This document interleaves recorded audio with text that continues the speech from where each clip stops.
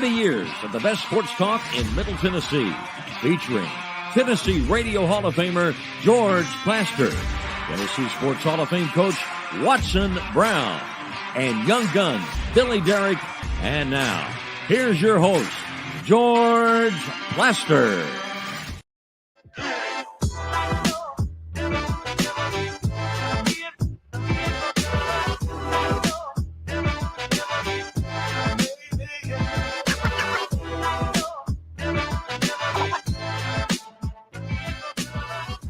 Hello again, everybody. Welcome in. It is a cloudy, overcast Monday afternoon.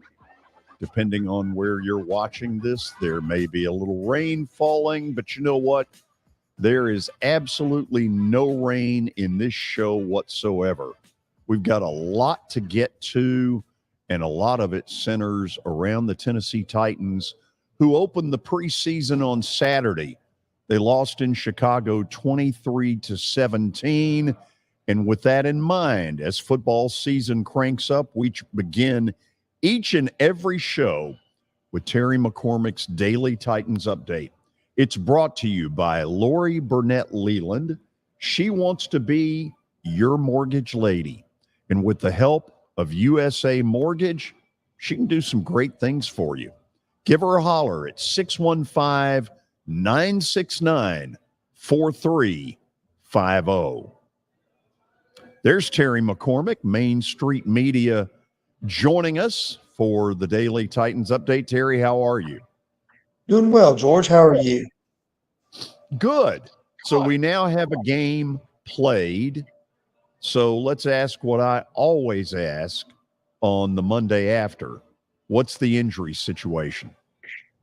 Well, Vrabel didn't really discuss that, but it appeared that this young man, Shaquille Brown, he was number 91, looked like he suffered a pretty serious leg injury, and they are fearful that there was a report, I think, from Paul Kaharski that they were fearful that he could be lost for the year. Vrabel did not confirm that mainly because he wasn't asked that, but looks like he's the most serious of the bunch. Jonathan Ward left the game early with an issue, looked like a leg issue as well, and he did not return. And then Thomas Odukoya, tight end, on the broadcast, they said that he had sustained a slight concussion and would not be put back into the ballgame. Terry, I think long-term, the big thing that came out was Coach Terrell Williams and his coaching assignment. Everything I've heard is did fine. Yeah, and it was great to see that, that it kind of went off without a hitch. Vrabel was able to kind of analyze things from a different perspective, kind of see the view from 30,000 feet, if you want to put it that way, and not have to have the head coaching responsibilities. Terrell Williams did a great job of running things. He even got to throw a challenge flag, George, even though the challenge was unsuccessful. So, the next time that he is a candidate for a coaching job, if and when that happens, then he can lean on that and say, hey, I was the head coach in a preseason game. I know how things are supposed to work. I know what I can do that is good. I know what I can do that's not good, and go from there. And if it works, he'll need to give Vrabel a finder's fee. Terry, you have been saying all along since we've started the reports back in late July that the Titans have offensive line issues. All of that got confirmed Saturday with 8 sacks. Does this send them quickly to a waiver wire, to a trade situation? Does it do anything? Well, I think they probably give the second group some more reps, but they've got to be looking for reinforcements, especially at the tackle position. They've had some guys that they brought in recent days that are now filling spots on there. There's a Jimmy Murray and a Justin Murray that they both signed off the street in the last week and a half. One of them's a center, the other's a guard tackle. The first group, they were only out there for one series, and that ended in a touchdown drive. They actually looked pretty good, even though they'd kind of been getting manhandled in practice by the first string defense, that front four, front seven, what have you. but they actually looked pretty good the short time that they were out there. I think that that second group is where the concern is, because there were some real breakdowns there. In addition to the quarterbacks holding the ball too long, receivers not getting separation all the time. It was sort of a, repeat of last year, George. So, Terry, they go to Minnesota this week. They play the Vikings Saturday night, 7 o'clock Nashville time. I know they have practice sessions later in the week with the Vikings. Give me some of the specifics of what you think will go on up there. Well, this is where you'll see the first team get a lot of work, both offense and defense, in those joint practices. There's a practice in Nashville. The Titans by themselves tomorrow. Tuesday is a travel day. Wednesday and Thursday will be practice days in Minnesota. Friday will be the off day, and then Saturday will be the game. I think, Vrabel talked a little bit about the challenge that they're going to get, especially on defense. The defense has been winning consistently against the Titans offense. So it's going to be interesting to see how these cornerbacks fare against a guy like Justin Jefferson, who is, in my opinion, probably the best wide receiver in the NFL right now, and a guy like Kirk Cousins, who can sling the ball around with the best of them at times. So it's going to be interesting to see what happens if this defense is as good as the Titans have looked in camp against their own offense. And then conversely, it'll be interesting to see if the Titans' first team offense, what they can get going against that Vikings defense, which is kind of rebuilding a little bit, George. Give me a yes or no, your gut feeling. Does Tannehill play at all in that game? I don't think he plays in the Saturday game. I think he gets plenty of work in that Wednesday and Thursday practice session. Okay, Terry, great stuff as always. Thank you for coming on. No problem, George. Good to see you. Terry McCormick's Daily Titans Update brought to you by Lori Burnett Leland. She wants to be your mortgage lady. And with the folks at USA Mortgage, and they are the home of possibility, hey, anything can happen. Give them a holler at 615-969-4350. Let's check in with our quarterback, Kelly Holcomb, who joins us from Murfreesboro. Good weekend? It was great. How about yours? Excellent. Excellent. I saw where the Braves were rolling, man. 21-3. I know you were tearing Willie up. I have not said the first word to him yet. What are you doing, George? However, since it was 21, that's 3 touchdowns. That's correct. Got to make the extra point. The Mets are a dumpster fire. No other way to say it. Well, the Braves sure shredded them, that's for sure. They hit 5 home runs, I think, in that game, was it not? Yeah, they went to town. Yeah. Speak. Okay, so your weekend was good. Billy, yours was good. You were over at Father Ryan Friday night? Yes, I was. A little scrimmage against your BGA Wildcats. Yes. Father Ryan got the best of them.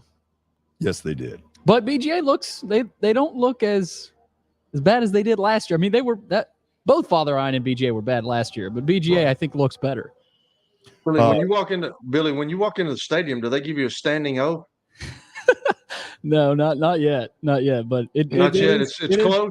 Yeah, close. hopefully. It is good to go back. I'm sure, like you, Kelly, going back to Lincoln County High School, I'm sure they give you one. Hadn't been there in a while. The last time I was there, I played in an alumni game. Crazy. God. God, How dumb was that? Wheelchair? How old were you? Oh, it was about 10 years ago. I'd been finished playing for a little while, and Don Thomas was the coach down there, and he's like, I really need you to be involved in this so we can get. And you know what? It was I think it was, when was it? It was maybe May, June. It was sometime in the summer. It was really hot. But I tell you what, it felt like a Friday night there. And he didn't let me start the game, and I only went down for one practice. And then Don kept calling run plays, and I actually called a timeout, and I said, hey, Don. I said, I'm not egotistical or anything, but people didn't come to watch me hand the ball off, Hoss. Let me throw the ball some, okay? And he goes, you're in with the second O line. He's like, I don't want you to get hit. And I'm like, do you think I want to get hit? Man, I'm 40. I said, I'm not going to get hit. Like, if I'm going to get hit, I'm going to throw the ball away. But that was a pretty cool time. That's alumni football game. That's rare. I would guess you guys were playing flag, right? No. We were playing straight hit, and this older guy that was he graduated years before me, but he was a minister. He was like 50-something years old. And the first play of the game, we played Franklin County. So the first play of the game, the running back went around to the left, and he hit that guy, and I thought that dude was dead. George, they do it differently down there. A man of the cloth. Dude. I mean, he was excited. He was geeked before the game, and he came up and hit, and they had to take him off the field, man. He loved every bit about it. I'm like, yeah, not for me. Wow. That's awesome. Not a lot of reunions for fifth grade Gray Y. No, there's not. Just to be honest, I was a quarterback, and I didn't like getting hit. You seem to me as you're soft as cotton, George. Depends on what sport. I didn't like getting hit. Wow. No, I did not like getting hit. And football requires you to get hit.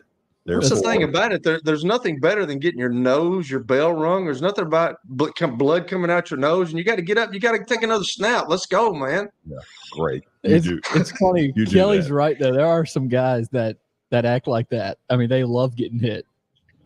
Whatever. Not me. Billy, do we have an update in our near future? We sure do. Good, and that's wonderful. The Colts have an update on Jonathan Taylor. They're expecting him to return to camp this week.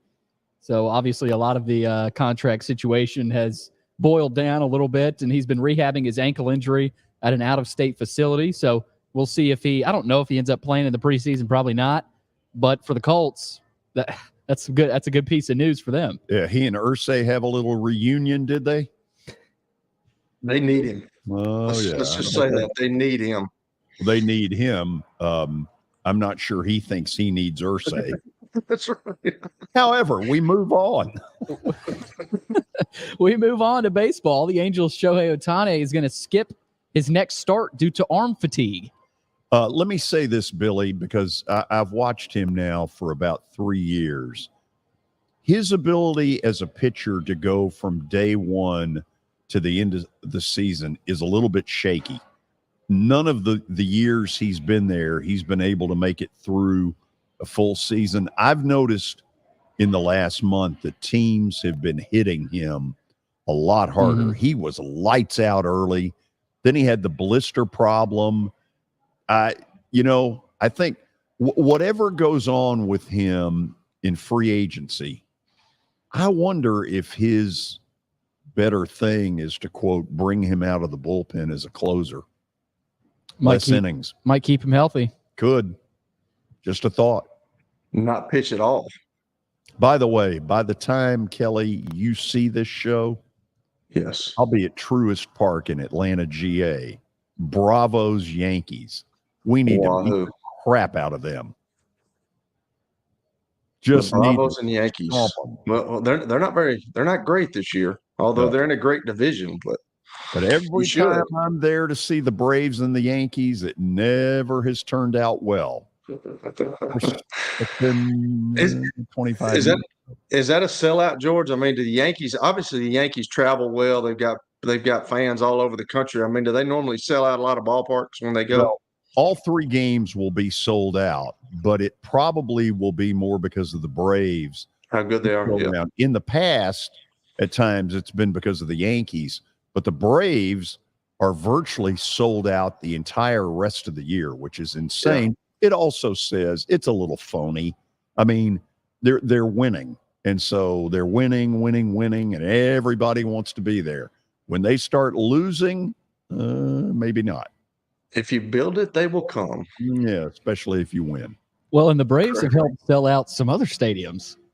Their fans traveling on the road. I think. Cincinnati, even some parks that aren't even really close to Atlanta, the Braves fans will travel. The night I was in Cincinnati, I would guess 30% of the crowd was Braves, at least. I was one of them. It's crazy. If I could have picked a Braves game to go to this year, it would have been that game against Cincinnati. You know, they lost 11-10, but it was really cool to see that city react the way they did. The Reds were on a big streak. I think they'd won, 9 or 10 in a row, and they were pumped. All of a sudden, though, the Reds have faltered a little bit. They're still alive, but they're 4 games back in the Central, so the Reds have cooled off a little bit. But that's because Ellie De La Cruz has, and he was the guy that was – what was he hitting, 400 in a stretch of a few weeks there? I mean, he was a madman. He is still alive. He's still going. Yeah. He's going to be a force to be reckoned with. Would that be our update? That's it, George. That's it. Okay. So here's what we've got going. After the break, our first Watson Browns Titans analysis. Watson, as you know, is terrific at that. And now he gets the assistance of Mr. Riverdale, Mr. Murfreesboro, Mr. What county was it you played in? Lincoln County. Lincoln get it County. straight, George. Do your homework, Ross. Look it up. Grow up. Look it up. Might take a while. Holcomb. It's really funny to see George look at his bifocals there. That's awesome. Isn't it, though? Yes, thank you. Okay, we'll go to the break. Kelly will assist Watson. Not that he needs the help, but we'll have Watson's Titans analysis when we come back. Year number 2 of the Plaster and Friends Celebrity Bowling Night was awesome. And the reason is really simple. I chose Strike and Spare, and they were amazing. They have great food, great bowling, and a staff that is truly ready to go the extra mile to help you. They have 5 family fun centers in the area to choose from, and for more info, go to strikeandspare.com or call them at 615-824-5685. How am I going to get to work? My car's totaled. Skylar, our team is making a call right now. We'll get you a rental car. Don't worry. That's a relief. Call us 24/7. We're here. We're going to help. As a lot of you know, our show is now more than a year old, and that's a great testimony to some of the viewership that we have had from you all. So a big thank you right there. If you're new to all of this and you're wondering, how do we see the show? Here's some of the ways. Of course, you can watch it live 2 to 4 p.m. Monday through Friday. And the 3 biggest ways are Twitter, Facebook, and YouTube. Now, if you're working or can't watch the show live, you know what? All this stuff is archived in podcast form through 2 different ways. Apple, Spotify, that's the way you do it. You can go Apple Podcast or Spotify, and you're probably sitting there saying, George, you don't know what any of these mean. Well, I'm learning. I can at least spit it out now. Hope that you will continue to enjoy our show, because as football season revs up, we've got some great things planned. Thanks for being with us. You can't see the sights without the sounds. From the crack of the bat to the roar of the crowd and everything in between, discover what Hit City has to offer. Spend your nights cheering on the Nashville Sounds at First Horizon Park with giveaways, fireworks shows, theme weekends, and more. Single game tickets are on sale now. Visit NashvilleSounds.com to claim your seat today.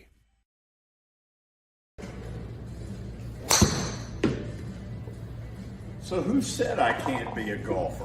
Well, you know what? This is X Golf, located just down the road from the Fordyce Center in Bellevue. This is fun.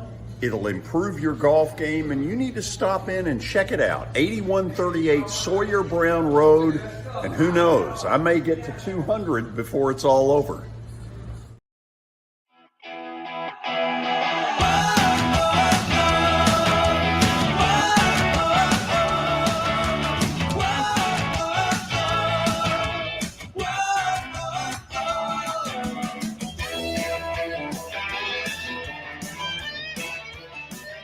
We are back, and throughout the pro football season, on Mondays, we will have what I think will be a great segment that will get even better with the addition of Kelly Holcomb. We call it Watson Brown's Titans Analysis. He has been terrific at that, which would surprise none of you who remember his days of X's and O's offensively that were so good on the college level. Watson, how are you? Oh, my bad. I thought we had him there, George. Okay, well, what's the problem, Kelly? I mean, it's Billy. I mean, that's the problem every day. I mean, it's unbelievable, dude. Can we just get one thing to go right? This phone says it's connected, and I call Watson, and he answers, but we can't hear him. Oh, that's never good. Then that's your fault. Okay, so we get a little phone call activity in the background. Yep. And we will get Watson here in just a minute. And we've got him. Okay. Watson, welcome into your Titans analysis. How you doing? I'm great, George. How are you today? Doing good. I want to – Kelly, by the way, will be in on this with you as well. So say hello to him, even though you may not mean it. Well, of course I mean it. I might not mean it saying hello to you, but I mean it saying hello to Kelly. Wow. Watson, you can't listen to this guy. He's from BGA. Like, who cares? I mean, how do you know that? He just tells you that about 5 times. Hey, he's an open book now. There's no question about that. Hey, you wouldn't have to do much to interrogate him. I mean, we're not sticking things under his fingernails or doing waterboarding to George. He's just gonna get it out there, dude. He pretty much will spit it out to you pretty quick. Yeah, he's not hard. So it doesn't take a lot. Let's spit this out. If you get 8 quarterback sacks in a game, whether some of it is the quarterback's fault more than the offensive line, deep down, are you going to win to any great extent if this problem continues? Well, heavens no. None of those were the first line, but I just don't think you can make too much of something early like this, but at the same time, it's got to be discussed. About half of those sacks, in my personal opinion, were quarterback. Both of them. I mean, they both have a problem of holding the ball too long. And that is there's 2 things that take a while to get a quarterback to do, not talking about his fundamentals, but just his process. And the first one is taking care of the ball. And the second one is getting rid of the ball. And neither guy, Malik was better. He was better than he was last year, but neither guy are great high-low passers at this point. I really thought Levis was nervous. So I think his can be corrected. Malik was better, but he still went back at times to just a little bit of a freeze technique, as I call it. He just kind of freezes up just a little and holds it too long.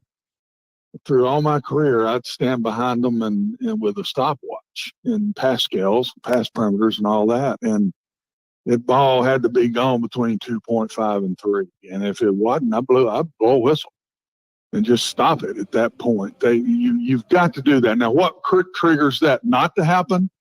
Having to slide sometimes in the pocket or different things. Can't see.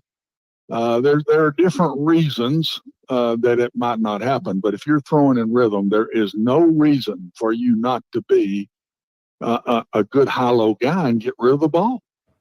Kelly, did you have that problem early in your career?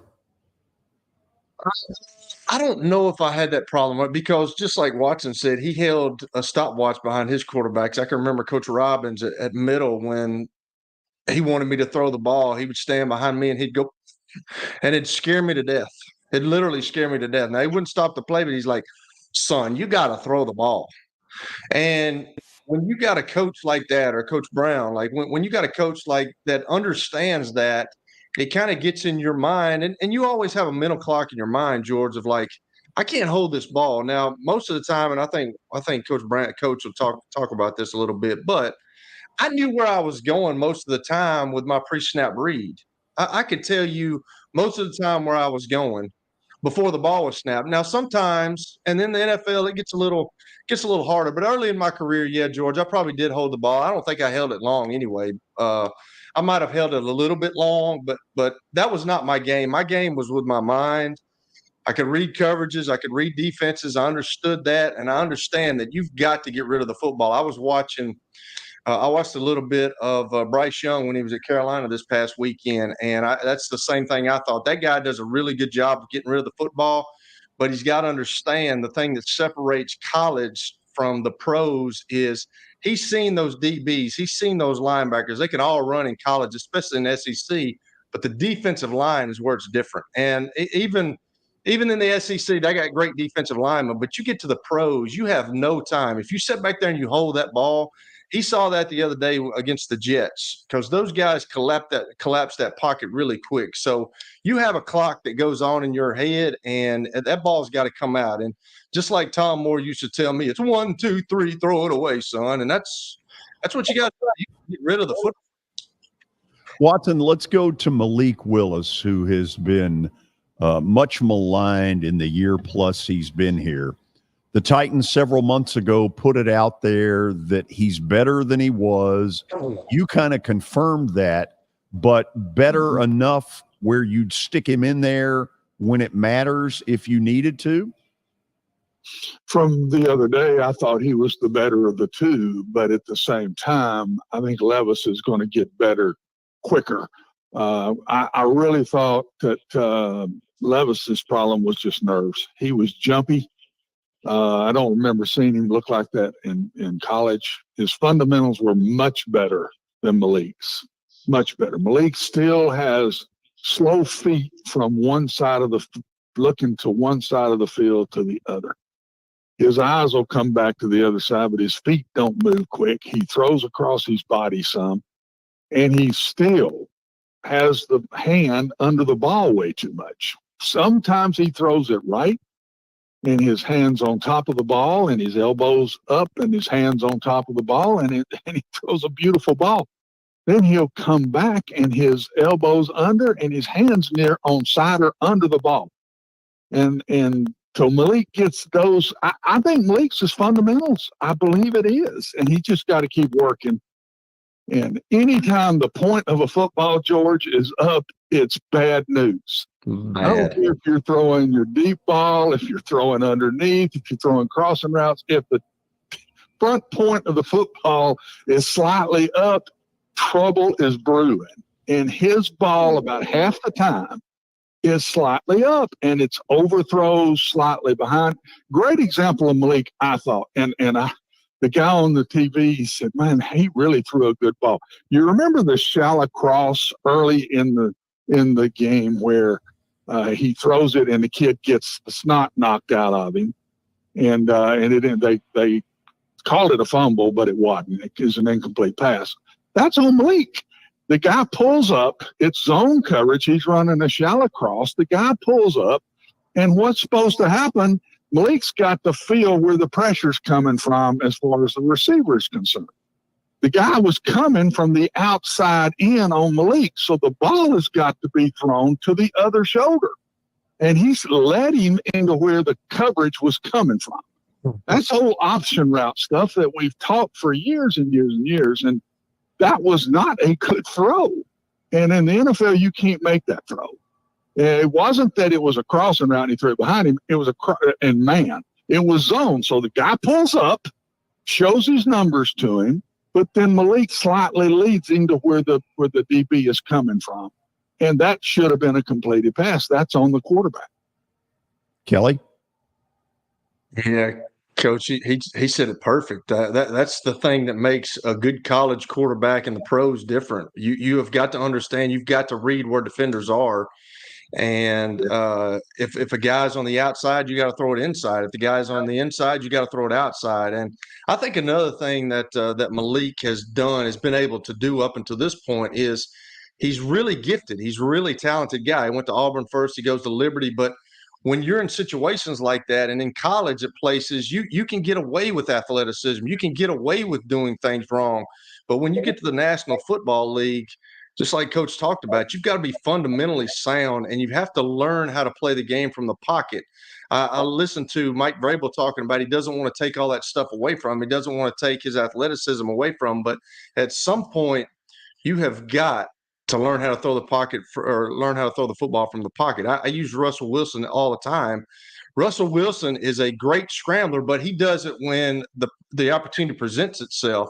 He wants to stay in the pocket. Bryce Young does a good job of doing that too. But, Malik last year was so overwhelmed, I think, that when his first option was not open, it's in his brain just to run. And he's obviously gotten better with that, but he's got to get a lot better if he's going to make the jump from the college ranks to the pros.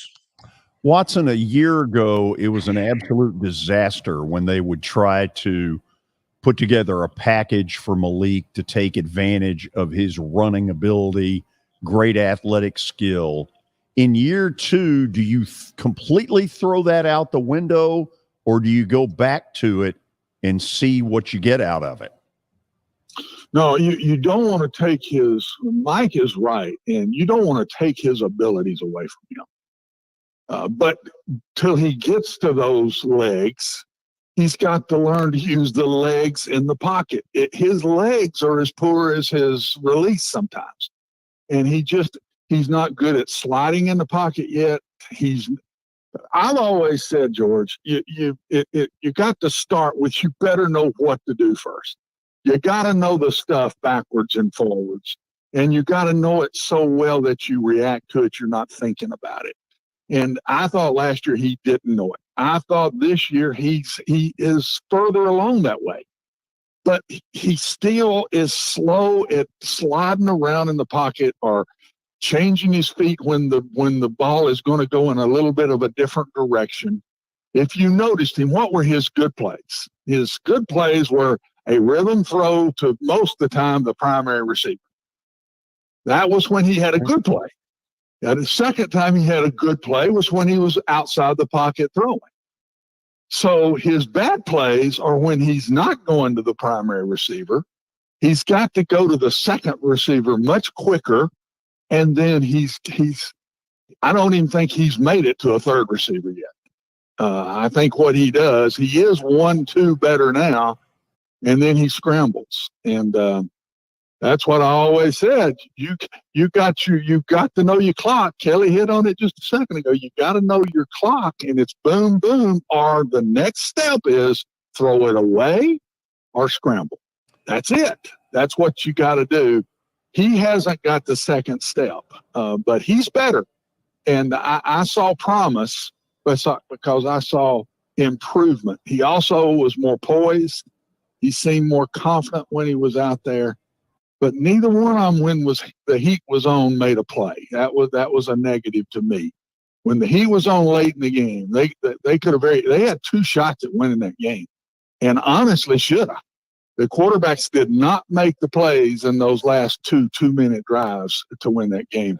Levis had one wide open. Now he's sliding. He's having to move around in the pocket, but Kelly will tell you, you got to make that throw.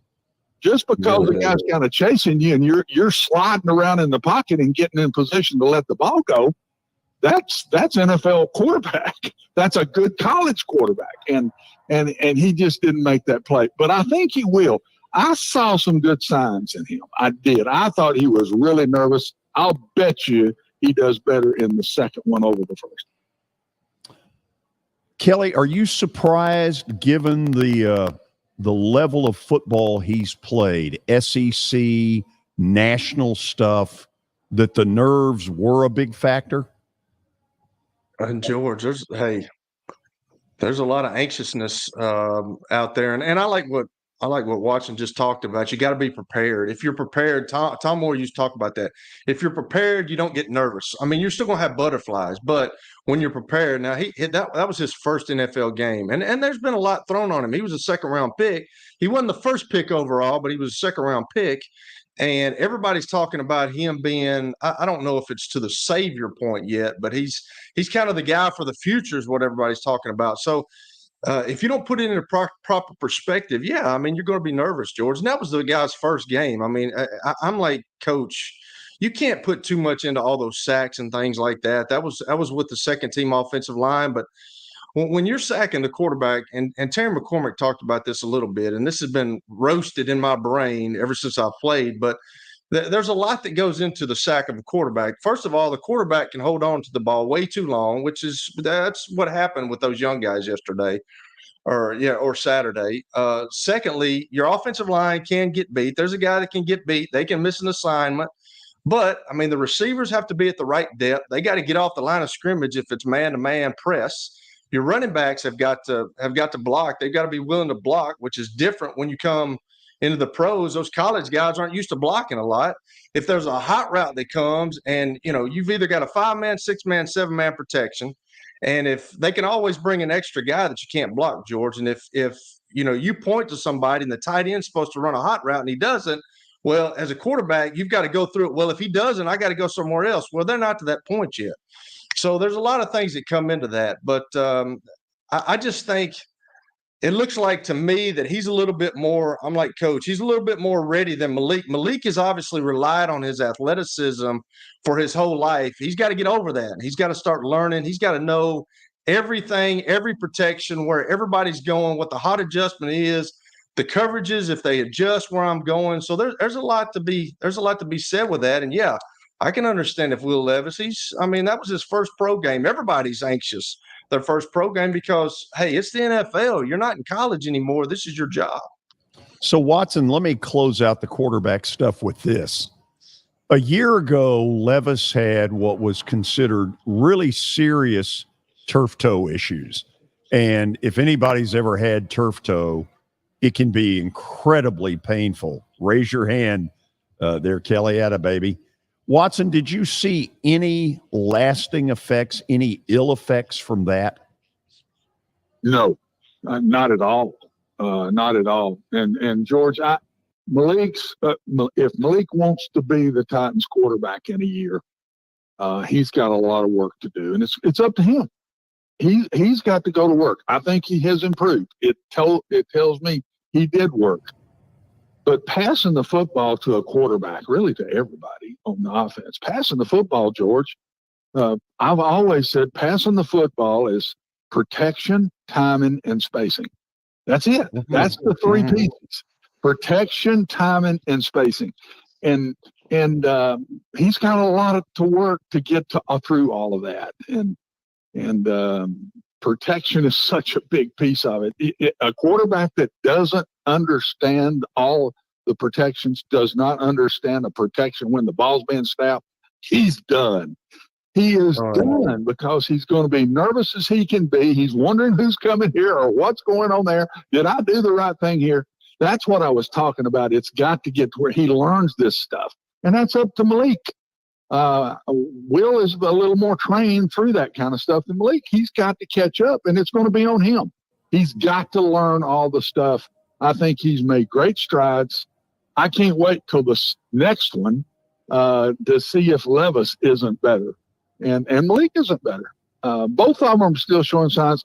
The Titans are very lucky, George, that now you can keep 3 quarterbacks. My gosh, if they were back in last year's deal where you can only keep 2, this would get really interesting. But with being able to keep 3 now with what the NFL has done, man, that's going to help the Titans a bunch.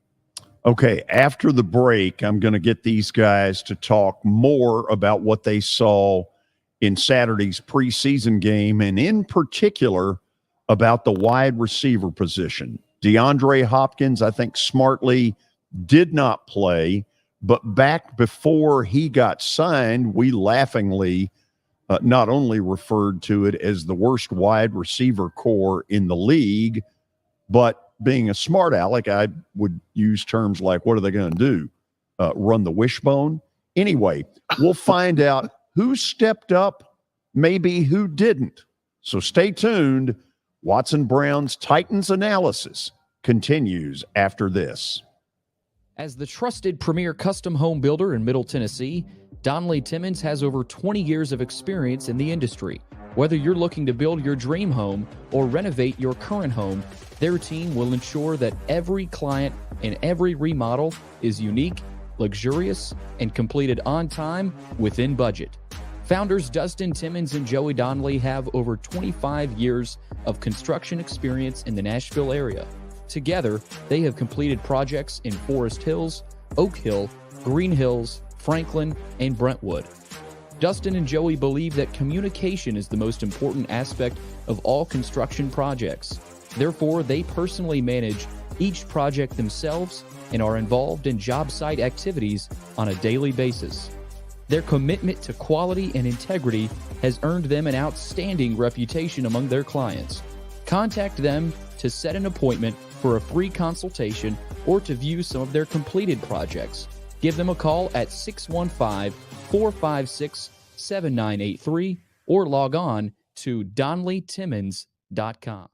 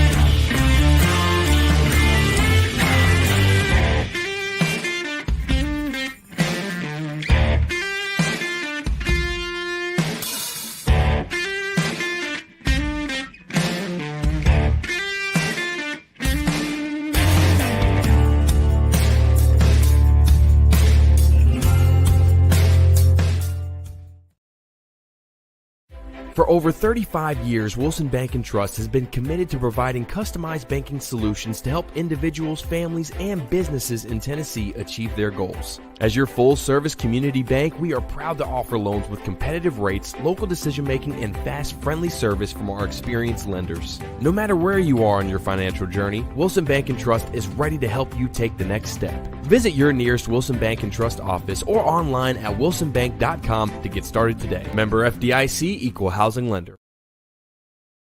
Family owned and operated for more than 2 decades, Alaco Fine Wood Floors is Nashville and Middle Tennessee's choice for premium quality hardwood floors. Since 1995, Jimmy Alaco and his army of employees have embodied the approach of taking pride in one's craft and providing superior customer service, growing from a one-man shop to a team of 23 professionals who share the founder's passion for quality craftsmanship and customer satisfaction. If you are interested in contacting them, you can find their headquarters at 2505 Winford Avenue in Berry Hill, or give them a call at 615-356-0303. At Baird, we have a different slant on global financial advice.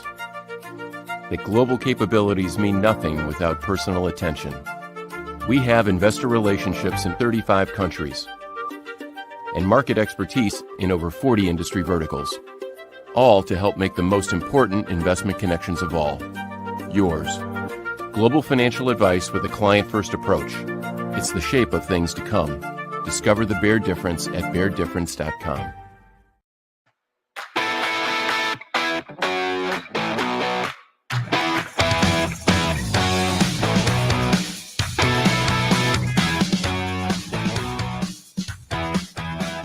Well, we will do this every Monday. This, during football season, is Watson Brown's Titans analysis. Kelly Holcomb will throw his 2 cents worth in as well. Very excited to have 2 really good people break this stuff down. Watson, tell me what you thought of the wide receivers. It's a young core without DeAndre Hopkins. Who looked good, who didn't, and why?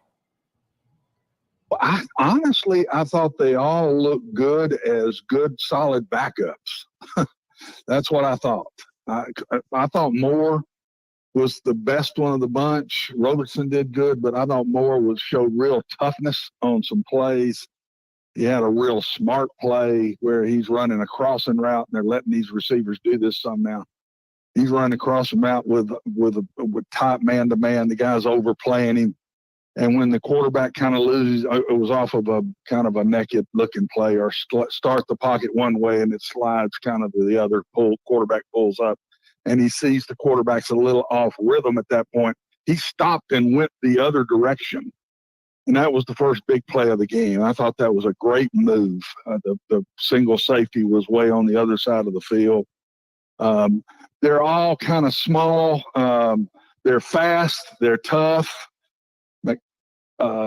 McBath, Robertson, Kinsey, all those guys. I think Burks and Phillips and Hopkins are our top three, and I think they will be the top three. But I saw some very solid backups that are going to be on special teams and capable of going in and helping them make a play. Kelly, I'm going to start this with you and then get Watson's opinion as well. And I get where you go with this. Burks did not play, did not dress on Saturday. Well, I just lost.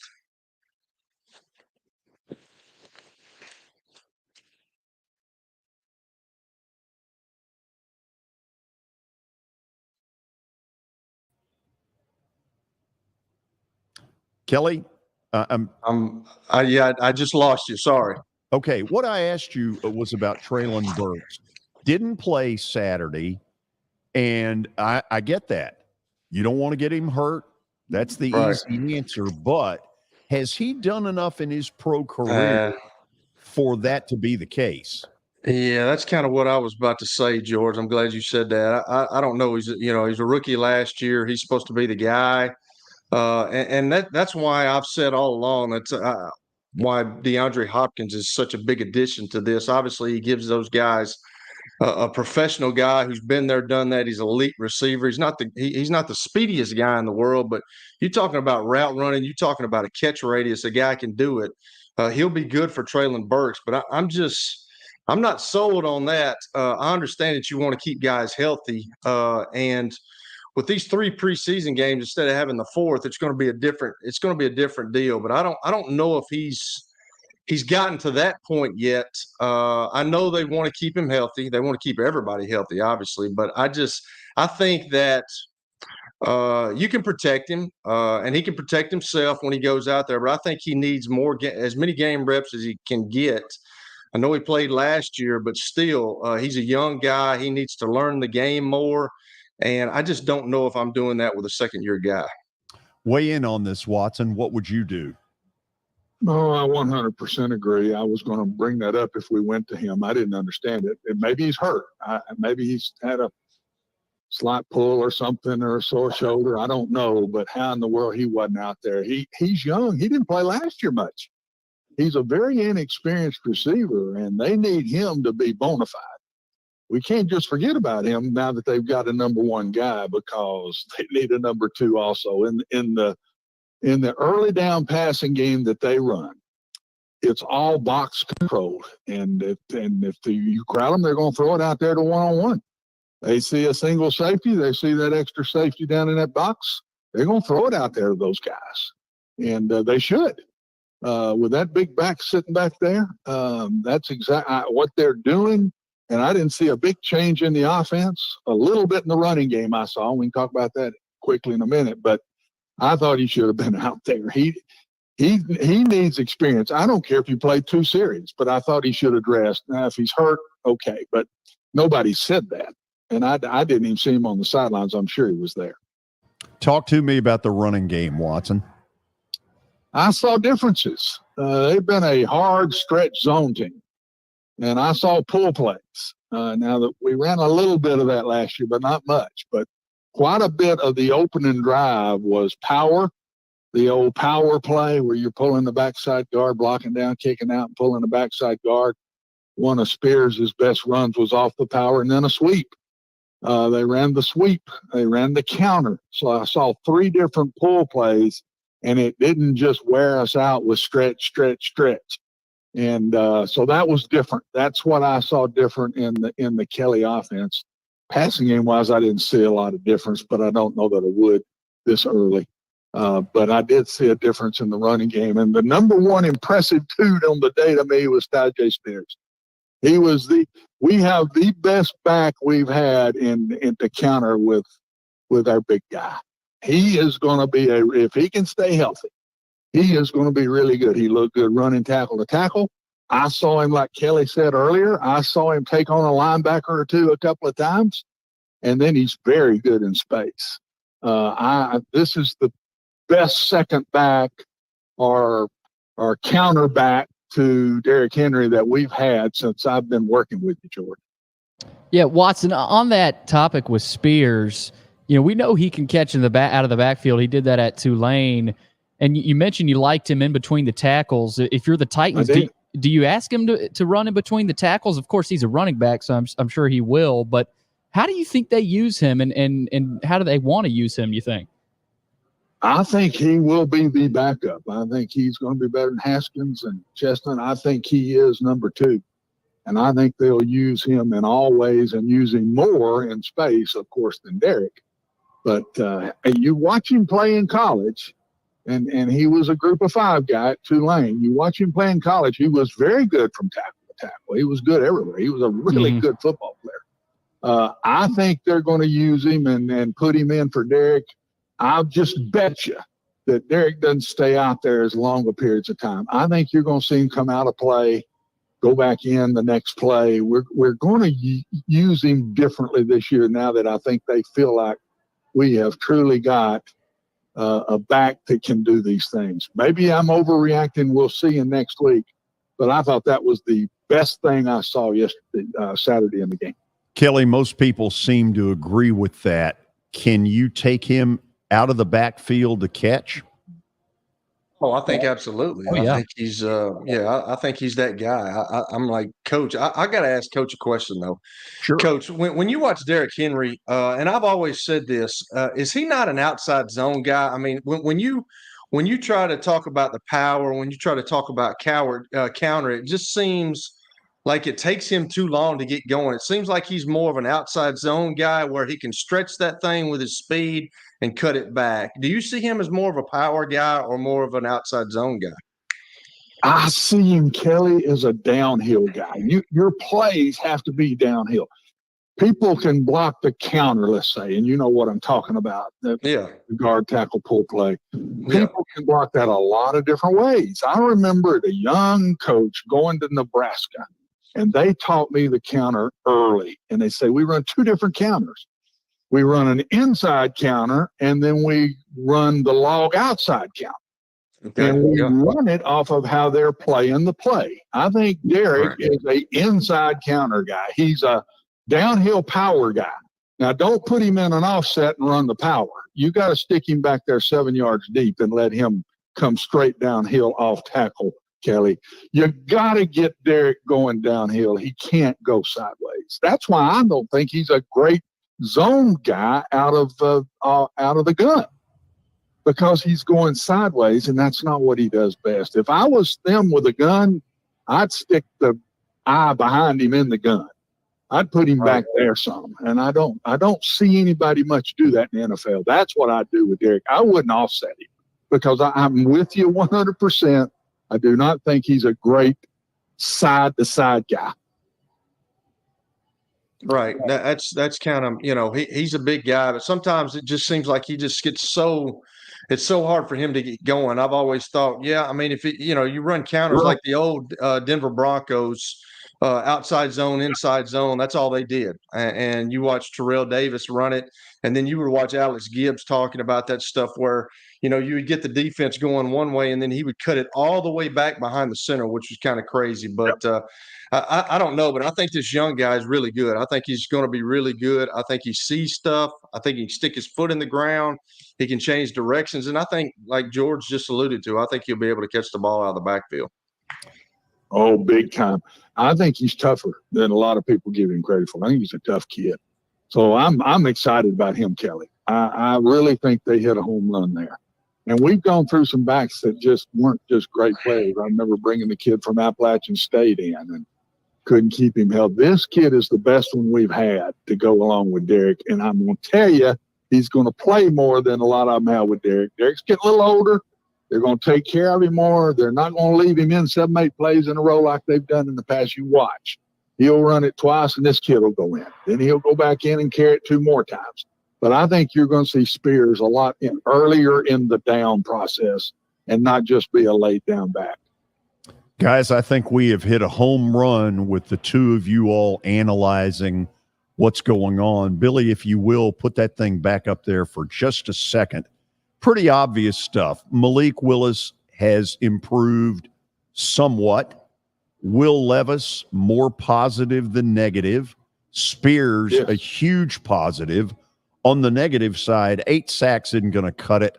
I don't care where you are or what league you're in.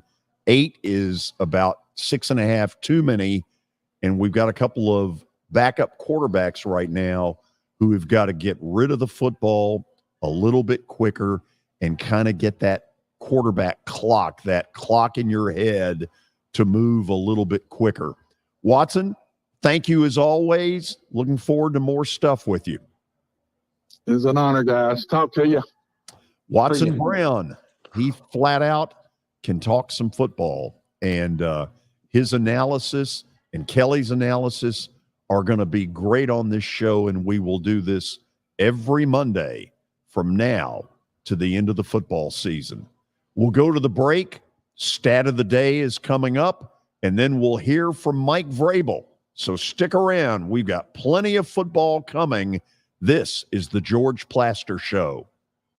Forget the fact that Sir Speedy Music City is owned by my BGA classmate James Warren. Their work stands on its own merit. James and his staff do incredible work, as evidenced by the huge banners at the Plaster and Friends Celebrity Bowling Night. If you're looking for quality to help your marketing and business communications, and you want it at a reasonable price, these are your folks. Call them at 615-832-9511 or go to print at sirspeedymusiccity.com. And be sure to tell them Plaz sent you. Hey, thank you for meeting with me today. The insurance company has made an offer. Already? Wow. They've offered you the entire policy. Thank you, Blair. You're so welcome.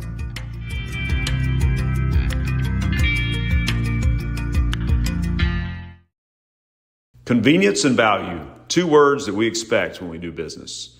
Our goal at JHA Company is to deliver just that, both to our school partners and to our customers.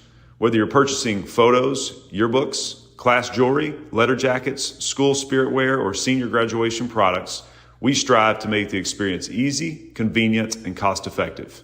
Find out more at jhacompany.com or call 615-867-6345 for more information. JHA, one source, one company. Hello, this is Celeste Middleton, a State Farm agent in Murfreesboro, Tennessee. I want to help my neighbors and local businesses be proactive and assess their risk before something unexpected happens. We want you to have a thorough understanding of your coverages to have the best protection when you need it. We can create a personal price plan for you. Our team has over 70 years of experience helping people in Middle Tennessee. We have an awesome team with integrity and provide honest and prompt communication, and we love what we do and genuinely care about everyone we work with at our office. Give us a call at 615-895-2700. Send us a message at celestemiddleton.com or walk in at our office at 803 North Thompson Lane in Murfreesboro. We would love to earn your business. Welcome to John English Antique Sports and Cards, located at 204 East Depot Street in beautiful downtown Shelbyville, Tennessee. Their phone number is area code 931-492-4304. John, obviously, I've been blown away by what I've seen at your place. I've now been there 3 times. But for the person who's never been, what should they expect? Well, we have a 3,000 square foot store, George. Half of it is vintage cards in all sports. And then half of the store is, a lot of people call it the museum, where there's a lot of early equipment and just the history of sports in general. Baseball, football, basketball, golf, tennis, and other items. When somebody comes in there that you know is a big sports fan, what is their normal reaction? Well, I think that they're pleasantly surprised, and of course, being in Shelbyville, Tennessee, which is a small town that you would never expect a shop like we have to be in. So they're kind of, I don't want to say blown away, but as I said, pleasantly surprised.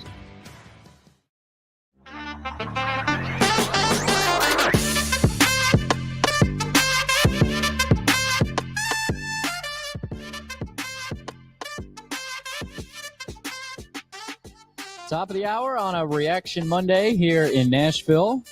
Titans lose to the Bears, but we've still got Stat of the Day coming up, and we'll hear from Mike Vrabel yesterday in his presser. But first, Stat of the Day brought to you by John English Antique Sports and Cards in Shelbyville. You can find them at 204 East Depot Street. They're open during the week, Tuesday through Friday from noon to 5, and Saturdays from 10 a.m. to 5. Give them a call at 931-492-4304. All right, let's see what Butch has cooked up for today. We are 12 days away from college football. Out of the 18 players in this year's College Football Hall of Fame class, how many of them played in the SEC? Oh, Lord. George, I hadn't even looked at that, so you're on your own on this one, Hoss. Okay, I'm going to take a guess here, Billy, and that's all it is, that 7 of the 18 are SEC players. Now, what's the formula? Heck, if I know. I'm kind of going 40% of 18 is 7.2. Kelly, that's BGA math. And so I'm going to go with 7. Kelly, you got a guess? Yeah, I'm sure. Let's go 5. Okay, here we go. Kelly was closer. It's 3. Oh. And George, I don't know if you were in the room. They showed this. They showed a slide, a PowerPoint of these guys at one point in SEC Media Days. I know I was in there. I was not. Okay, on the podium, they did a big thing about these 3 guys: Eric Berry, Tebow, and Jeremy Maclin, who was all 3 of those guys were studs in the SEC. I thought it would have been more. Definitely. I mean, out of 18, only 3. That's a little surprising. Eric Berry could flat out play. Yeah, he was a good player until he had. How is he nowadays, George? I mean, he was with the Kansas City Chiefs and had a. Didn't he have cancer? Scare, and then a year later, things took a turn for the better. I honestly don't know.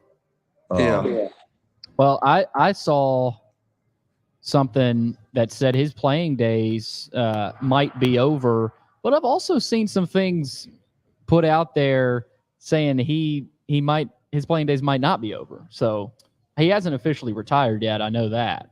On Tim Tebow for a second, I IMC'd a deal with him at Cumberland University last October. Yeah. And having really never dealt with Tim, other than we brought him in for one of the old Music City Sports Festival things, I got to know him quite a bit better. I really liked Tim Tebow. First of all, he was great fun to do kind of a Q&A thing with. And for those who don't buy that he's legit in his religious beliefs and all that, I'm here to tell you, Kelly, I came away convinced he's the real deal. Yeah, I've had people go listen to him speak. I think he's legit. There's no phoniness about him. I've obviously with Chris and talking to Chris Doring about him. He's a good guy. He lives his faith out. There's no question about that. That's what you're supposed to do. I wish for me that he would have put his. I know he wanted to play quarterback, but he was just not a prototypical quarterback in the scheme of things. Now, he did really good stuff at Florida, most competitive guy ever, but I wish he would have bulked himself up a little bit and became an H-back or something like that out of the backfield. He could have done that for a while, I thought.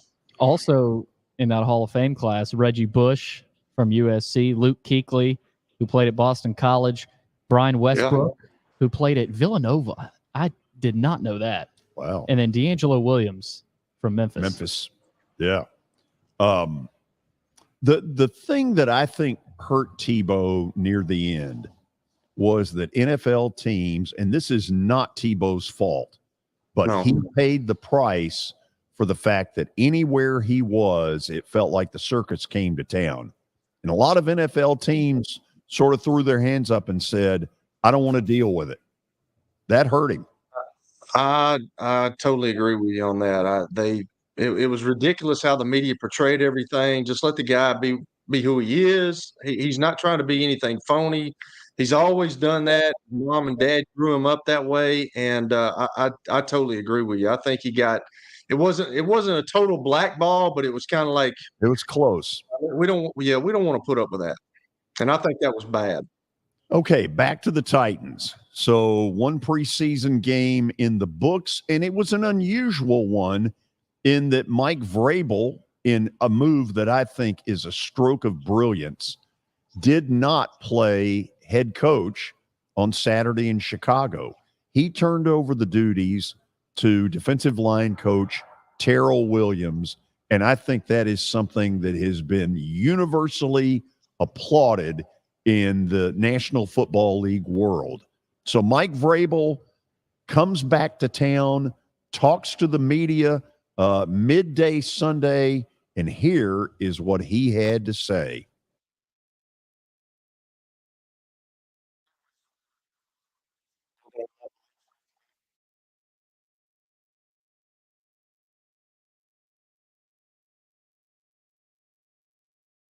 George, having some issues getting this loaded up.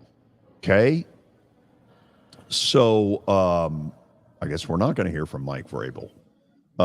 So Kelly, the national media has been really good about this move that Vrabel made. I haven't heard anybody else yet say, well, you know what? I'm going to do it. But I believe a year from now, you will see, because it's a copycat league, they all are, that a bunch of teams are going to end up doing this. I don't think there's any question, George. That was a great move. That for somebody who's been in that position, he's been a position coach, he's a D-line coach, but he's been coaching for a long time. I heard some comments from him talking about, I've been in this league for a long time, so I know how to go about the business. I've been around it long enough. But him just being the guy for the day from Friday on, I thought that was pretty cool. I thought that was a really good move on his part, and it's obviously going to give him some experience. So when the coaching moves come around next year, well, these owners will be thinking about Terrell Williams, and I thought it was great. And I think you're right. It's a copycat league. I said last week I can remember being in meetings where somebody did this against the defense and they had some success, and that defense didn't put out the fire. So we put in a play just like that. We copied somebody else. Well, I can see a lot of NFL teams doing this next year, and I can see. I even said it last week. I think Roger Goodell maybe, look to some coaches and say, hey, you need to put this guy out there. Maybe we can get him hired somewhere by one of these owners. So great move by Mike Vrabel on what he did with Coach Williams. Okay, let me ask the ugly question here. Does it end up mattering? Does it move the owners in any real shape, form, or fashion? I'm not totally sure about that, George, because really when it boils down to it, a lot of these owners want to win, but it's a business to them as well. So I've been in situations like that. Everybody says they want to win, but when you talk to these owners, man, it's a bottom line business and they want to make money as well. And they're making quite a bit of it. So I don't know if it'll move the scale any. I certainly hope it does. I think he's a guy that deserves it. He's been there for a while. Just like Bruce Arians. I told you, Bruce didn't think he was going to get a head coaching job either. And then the unfortunate thing happened to Chuck Pagano, which I was with Chuck in Cleveland, and he got some cancer. And then Bruce became the interim head coach.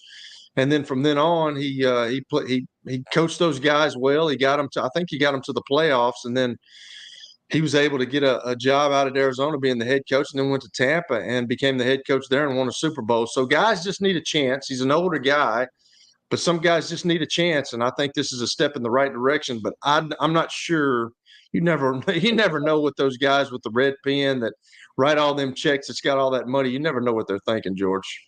Well, I applaud Vrabel, and I think there should be universal applause of him for this. I don't know if somebody came to him with the idea or if he thought this up on his own. It really doesn't matter. Either way, he was cool with it.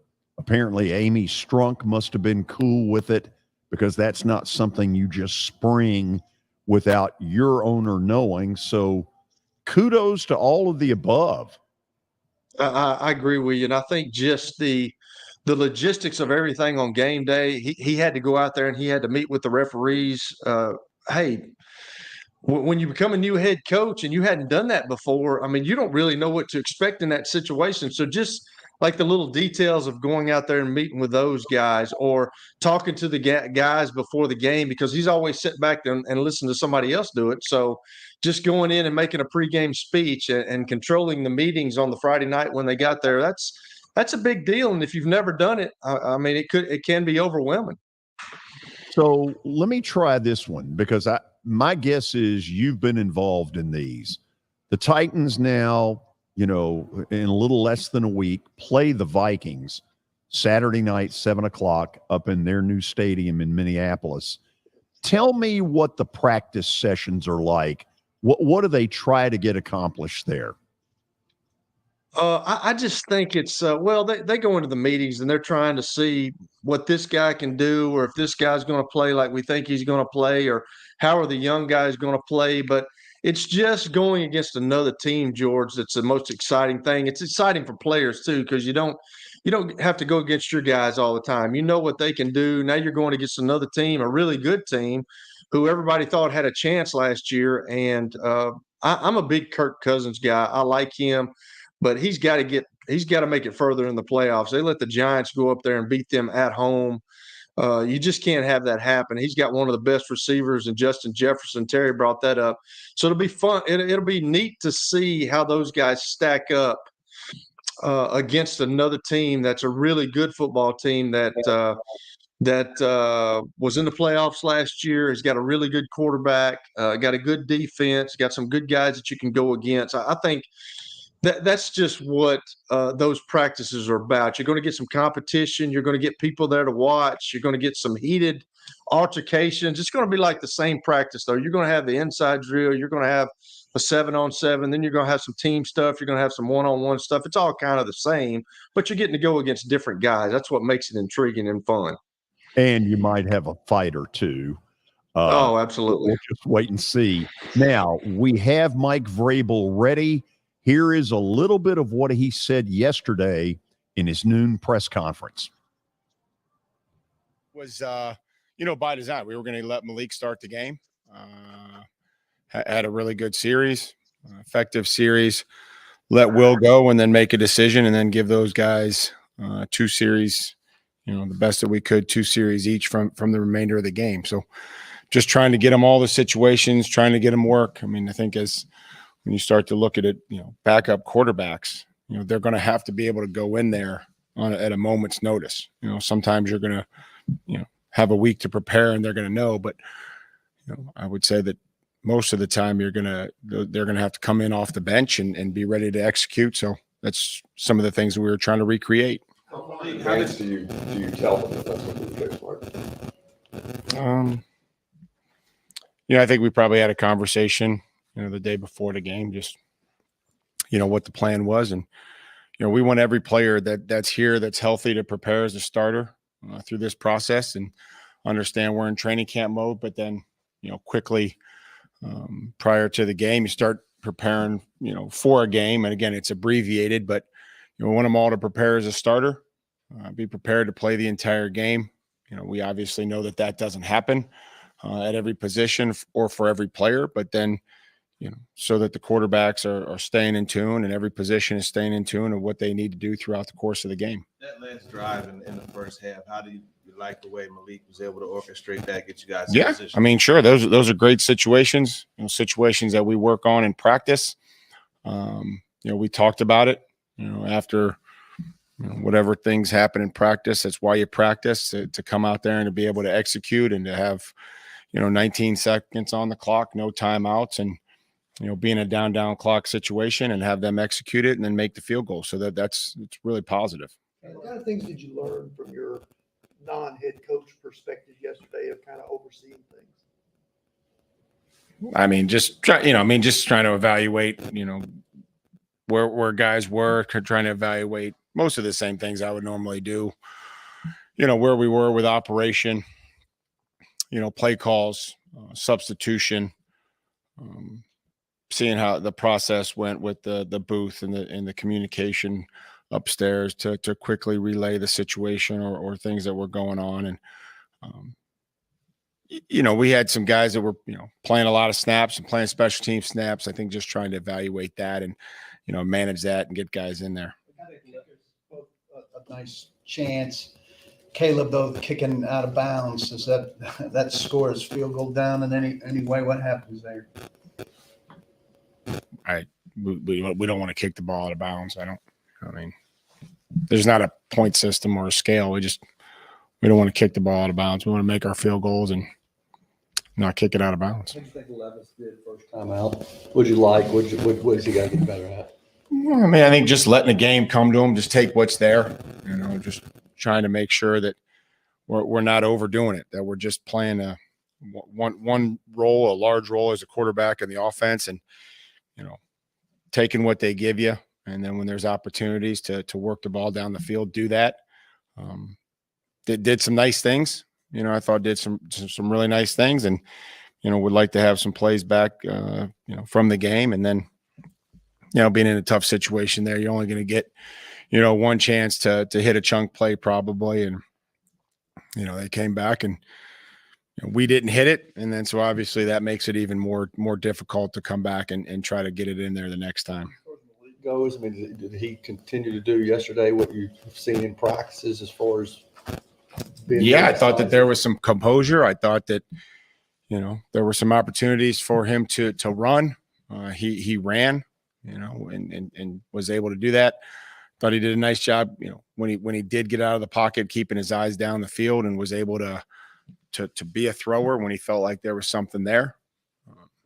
Never going to restrict his ability to make plays with his feet. Just be smart with the football. You saw him convert down there in the red zone for, a huge first down that allowed us to then eventually score with Malik there, at the end of that first drive.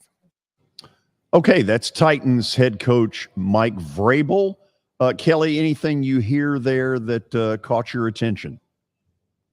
No, I just want to say this about Will Levis. I was thinking about this when I was listening to Vrabel talk about him. When you get drafted and you go in the first game, there's obviously a sense of you that sometimes you try a little bit too hard because you want to show everybody that you're worth where the Tennessee Titans picked you at. And when you get into that, that's a cause for disaster right there. You just got to go in, and what Mike Vrabel said, you've got to learn, and he's got to learn that. He's a young guy. He played in the SEC, but it's still not the NFL. So now that's your job, but you're going to have to just get some experience out there of just taking what the defense gives you. And that's what Tom Moore used to always tell us, just complete balls and make the defense work. And if it's dumping the ball to a back, you're still making the defense tackle those guys. If you're throwing a short pass to a wide receiver, you're still making the defense work and run. So he'll learn that. He's got to get that. He can't worry about trying to show everybody, hey, this is the reason that they drafted me. Don't try to live up to that. Just go play like you've always played and be Will Levis. Kelly, I saw the Johnny Manziel documentary on Netflix. I don't know if you saw that. Right. My kids were watching that. Yeah. It's ridiculous. But it chronicled late in the documentary his mental struggles when he got to the NFL. He didn't like football anymore. Now, he was always that kind of guy that, played football on the side, of his life. But how high and how tough is that mental hurdle to cross? I mean, you went through it. And maybe it's different back in the day as it was now. But I mean, probably not. I would think that's still the same. It's welcome to the NFL. Everybody has those moments. How tough is it for guys like that to get past that and say, I am built for this? Well, that's what when you get picked, there's a lot of expectations. We've talked about that a lot with Danny Evans. You start getting paid like that, or you're a first round pick, and you're brought in to be the savior of an organization, and it's a lot to that. That's what makes Peyton, and Peyton's dad got him ready for that. I think. I think that, and Peyton's mentality is like that.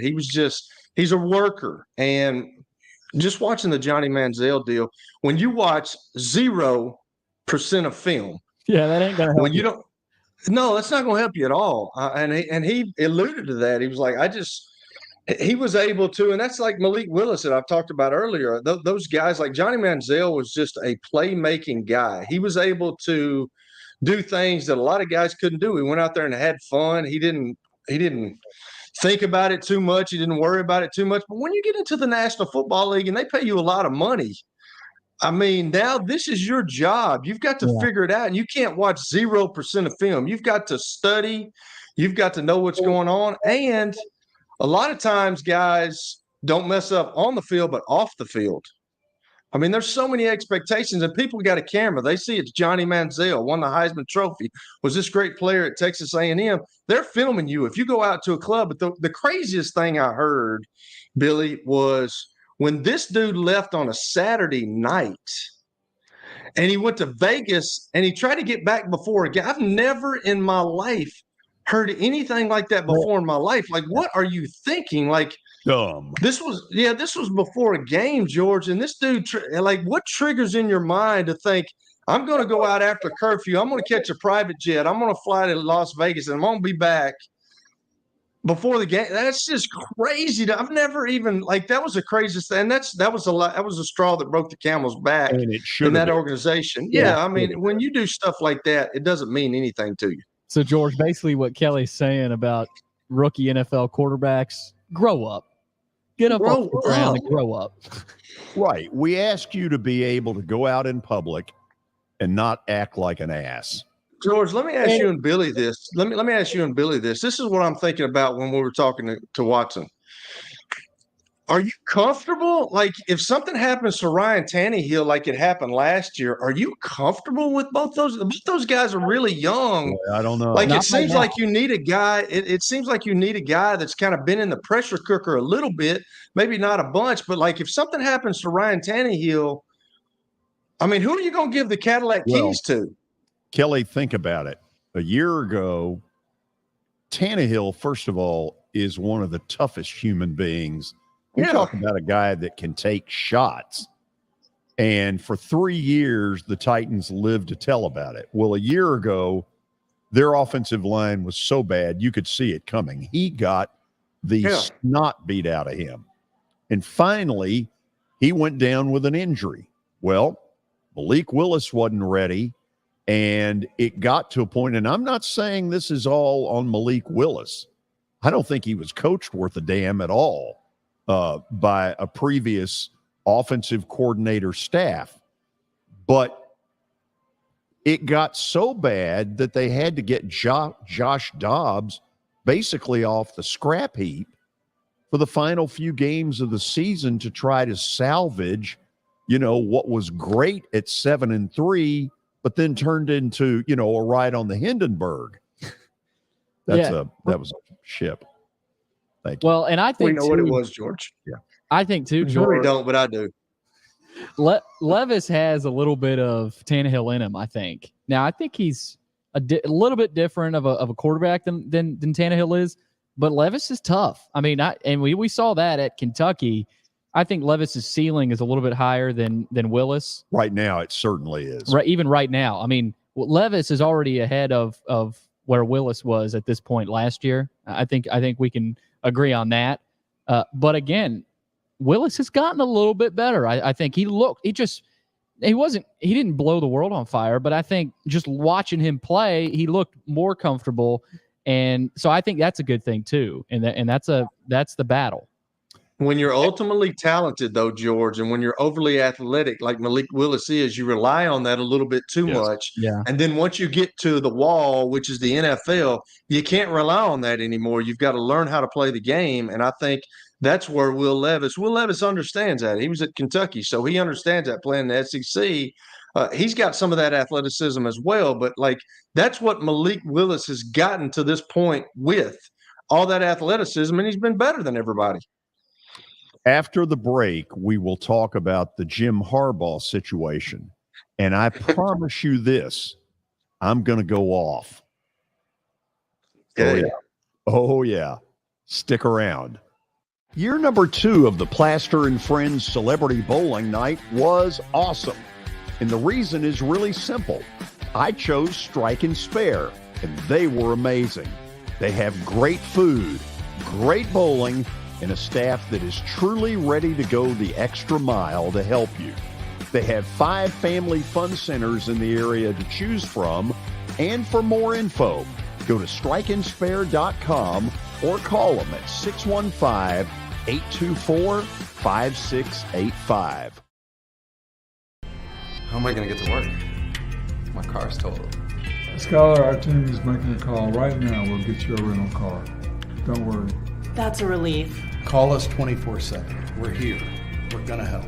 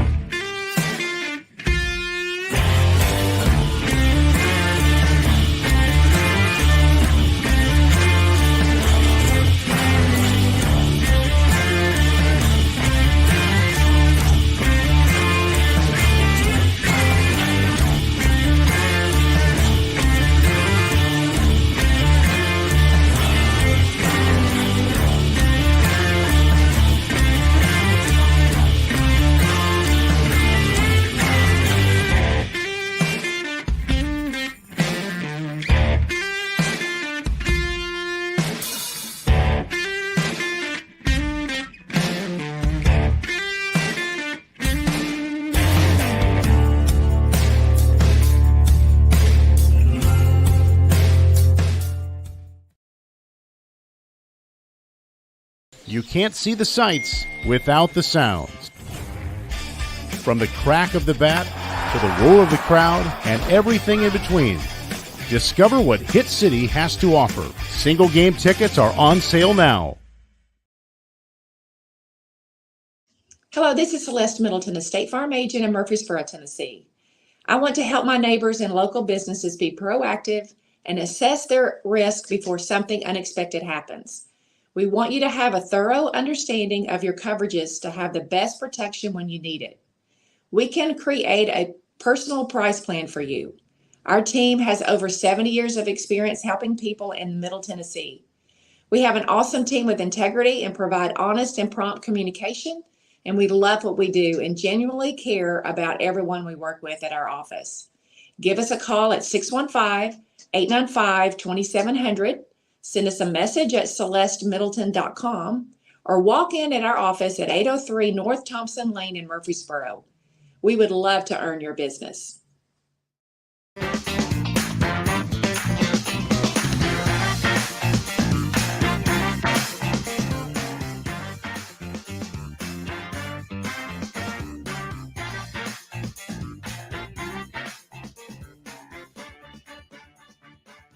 Oh, we are going to have some fun now. So, Kelly, as you know, I have graduated from the old flip phone years ago to the iPhone. The iPhone. Yeah, certainly a big moment. So I'm going to read off my iPhone because I want to make sure that I say all this correctly before I go berserk. The negotiated resolution between Michigan football coach Jim Harbaugh and the NCAA over alleged recruiting violations was not approved by the NCAA Committee on Infractions, which leaves the timing of Harbaugh's expected suspension uncertain. It had been widely expected that the committee would approve a 4-game suspension for Harbaugh to start the 2023 season, but that hit roadblocks this week, according to sources. Now, I want to make clear on the front end, Jim Harbaugh's dad is a good friend, and where you hear me go off here, it'll have nothing to do with that. I've never met Jim Harbaugh. To my knowledge, I've never met him. Don't know him, just know what I read and see. And I'm not necessarily for Jim Harbaugh, who it appears committed some infractions during COVID. But here is what is so typical of the NCAA and why nobody trusts them. Okay? This is not something that's new news, this proposed 4-game suspension. Hell, this has been out here since Memorial Day. And so it takes until August. I've known about it since Memorial Day, been hearing 4-game suspension all along. Now, all of a sudden, we're in the middle of August, and the Committee on Infractions decides that, no, we're not going to approve this.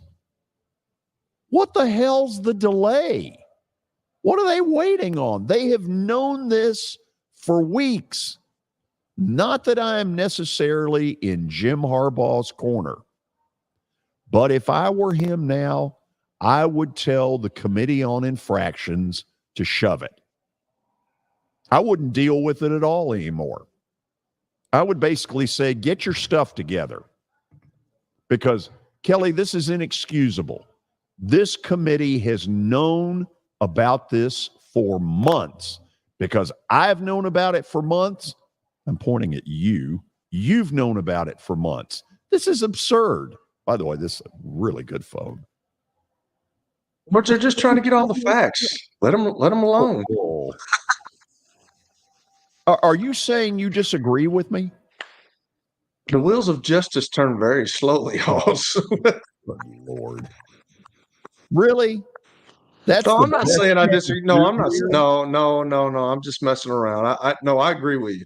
I agree, but he is going to get suspended at some point. I just don't like. I don't know why they're like. Why are they waiting now? Well, did they not announce it for next year? I think he's going to get suspended at some point. I just suspended. Now, here's the other place where the NCAA is incredibly phony. Okay, they put out you are not to speak about anything. You're not allowed to talk. Well, by the way, we live in America. Good picture, by the way, of Michigan Stadium. But they've been getting a lot of criticism about this being kind of a minor deal. And I don't think it is. But yesterday, they released a statement, saying this is not some little cheeseburger issue. I'm paraphrasing. And then a guy named Tom Mars, who is Harbaugh's attorney, issued this statement on Saturday. Pursuant to the NCAA's internal operating procedures and under threats of penalties, Michigan, the involved coaches and their lawyers are prohibited from uttering a word about this ongoing case. Yet the NCAA can issue a public statement putting its spin on the case. Kelly, I would not trust the NCAA as far as I could throw them. This is so typical. Okay, they put out this, if you say one word, you'll get the death penalty. But it's okay for them to put out their deal that this is not some little cheeseburger issue. This is why nobody trusts them. Okay, this is why nobody trusts Committee on Infractions. They have known about this for weeks. They should have made this clear while the negotiations were going on. If you're going 4 games, we're not going to approve it. But instead, they sit there with their thumb up there, you know what. Think about that. And they wait until mid-August to come with their little whatever. And you know what? If I'm Harbaugh, I would come out firing away Tuesday or Wednesday. I would hold some press conference and rip the ever-living daylights out of them and just say, this is why none of us trust them. Well, first of all, I played with Harbaugh for 3 years. And then I'm gonna call him and tell him everything you've said. You're gonna call who? No, Jimmy. Did you really? No, I didn't. I did text him a while ago about something. Of course, I never heard anything from him, but I played with him for 3 years. But I totally agree with you. And this is, uh, I always bring up Coach Donnelly, but Coach Donnelly's talked about the NCAA for years. It's ridiculous of some of the things, but it's a big company, George. It's kind of like what's going on in the world, in our world now in America. It's big companies they just got the okay to just do whatever they want. Whoever they hurt, it doesn't matter. Let's do whatever we want. But I will say this, with all this conference realigning and all this stuff, it wouldn't surprise me at some point if those big schools just say, hey, forget the NCAA. We're going to make our own deal. And I think that's where they should tread lightly with this stuff. I read where they were upset because they thought that he was dishonest with them in the investigation. And I don't doubt he was. Yeah, probably. Which is why this is fairly serious stuff. But they have known for 2.5 months that the negotiated settlement was a 4-game deal. I knew it. Right. You knew it. So I agree. They should have told the group negotiating in May, we're not going to agree to this. To tell us this in August is bull. It's just bull. I agree with you. And he's going to get suspended at some point, but I don't understand what went on. Like the first 4 games, we've already talked about it. It didn't matter if I went up there like Jeff Saturday went to the Indianapolis Colts. If I went to the Michigan Wolverines, they're going to win those 4 games anyway. So it really doesn't matter. It has no effect. So I'm kind of with you, George. You don't understand. Sometimes you just can't question these big companies. They're like, if you start questioning us, we're going to do it even worse. We're going to do it more. I don't get it either, but they've known about this stuff. They could have. That's what makes this stuff crazy that's going on in our world today. Just make a decision. Let's deal with it and let's move on. But I don't know, man. Who knows? Here is the bottom line. Take this to the bank.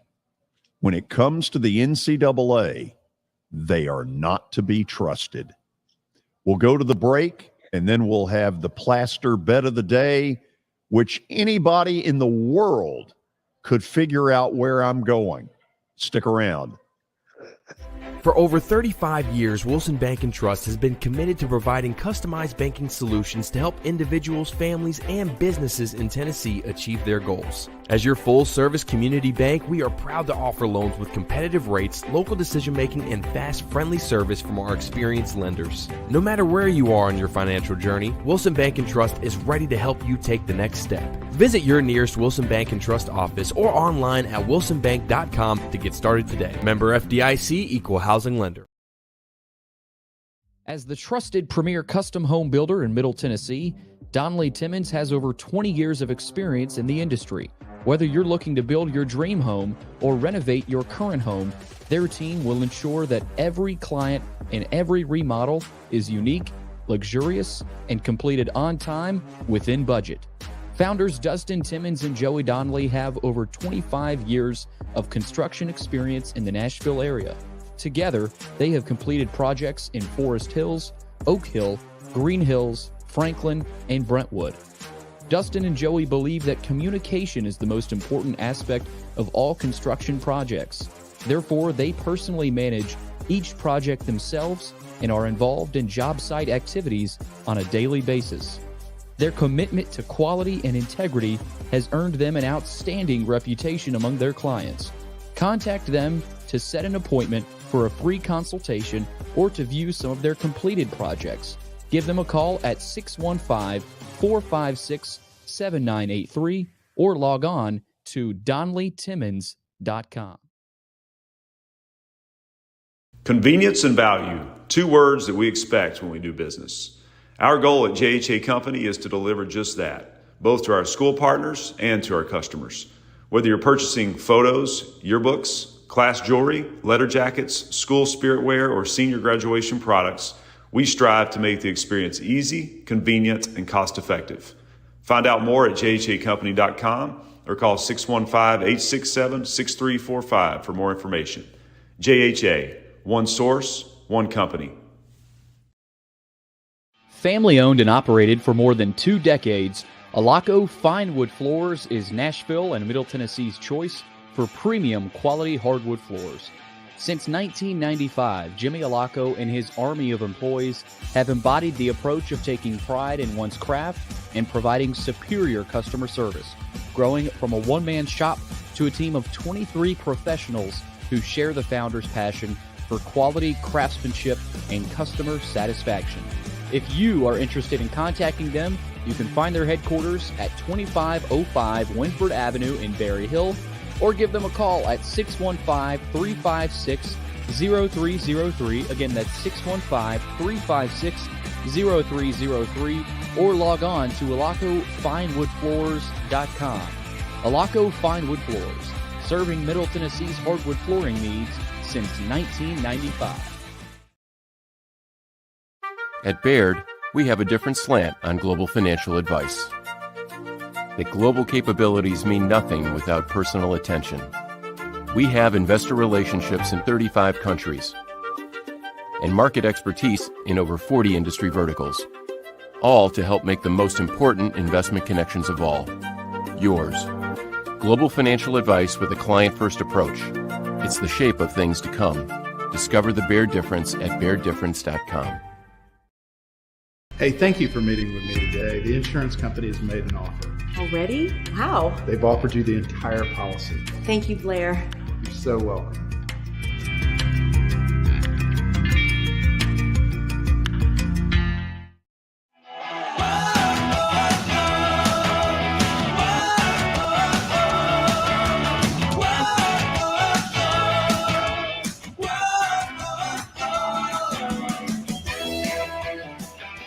Final segment on a Monday. Wonder where George is going tonight. Braves and Yankees are playing each other. We'll see if he goes there. One would have to guess. But Bet of the Day is brought to you by Bart Durham Injury Law. Best in the business. Give them a call, 615-242-9000, or log on to their website. That's bartdurham.com. All right, Kelly, first things first. Let's check out what happened over the weekend. Cardinals won. That's the Arizona Cardinals. The Arizona Cardinals. They covered. The Titans bet lost. The Eagles bet won. And the Orioles bet lost. So all in all, 50-50 weekend for Plaz. 2-2, not good enough. Not up to our standards. Got that, Kelly? I do, George. I got it. By the magic of air plasmo. Oh, by gosh. the time people see this, I will be at Truist Park in Hotlanta, GA to see my Bravos rip into the hideous Yankees. Put it up there, Billy. There we go. Go Bravos. And here's a thought. Pitch around Aaron Judge. Don't make me come home after some 3-home run night and have to listen to Kelly. We don't want that. That's what the guy said for somebody was playing the Angels. He's like, why are we pitching to Shohei? Like, pitch around him. Nobody else on the team can hit. Yeah, with Trout out of the lineup, it's a lot easier to pitch around Ohtani. Yeah, and absolutely. The Yankees, for the most part, if Aaron Judge doesn't hit, they don't score. So Crazy. I'm looking forward to being at Truist Park by the time you watch this. Be careful. Kelly, guess what else is going to happen this week? Am I getting fired? It's always a possibility. Never know. Friday, Kelly, we bring out a new promotion on this show. Oh, nice. Are you aware of that? Well, you told me the other day, but it's all secretive. No, I realize you're, too important to be on Fridays. Oh, now hold on. Now I've asked you if you needed me, and you said no. We can work it. We're good. Oh, George tried to slip that Hey, in there. yeah. Don't try that, George. Don't try the woe is me garbage. Okay, we don't want to hear it, dude. All right? You look like the Oakland A's. You look like the Oakland A's pitcher who got a comebacker and jogged to first and got beat out. That's what you look like right now. Billy, can you put the promotion up on? Yes, there it is. Kelly, each and every Friday, starting this Friday, our show will originate from a high school campus. This week, it will be James Lawson High School, which is formerly what am I saying? Not Overton. Formerly it's Hillwood. Yes, thank you. But now is James Lawson. In fact, just down the street from here. And we will, the first hour, the 2 to 3 o'clock hour, will be high school exclusively. Brought to you in part by Josh Houston and Associates, by the Metro Nashville Police Department, by Southern Trophy House. Forgot to add the final one. No, there may not be the final one. Oh, okay. Oh, no. Anyway. Not official yet. You got to see the 2 to 3 o'clock hour because you're not going to believe some of where we're going with it. Kelly, rest well. George, I appreciate it. Billy, he's forgetting a lot of stuff. Do you have a defibrillator under the desk? Like if you need it, like if the guy has a stroke or something, you need to bring all the precautions there because I'm starting to worry about him. He's starting to forget a lot of stuff. No, I'm not forgetting anything. I think it's a lot of just mispronouncing that. Oh, is that what it is? Yeah. Well, that's how it starts. Or as the former Yankee Roger Clemens said in front of Congress, I've misremembered. Is that a word? No. Anyway, go Bravos tonight. See y'all. See you tomorrow, Kelly.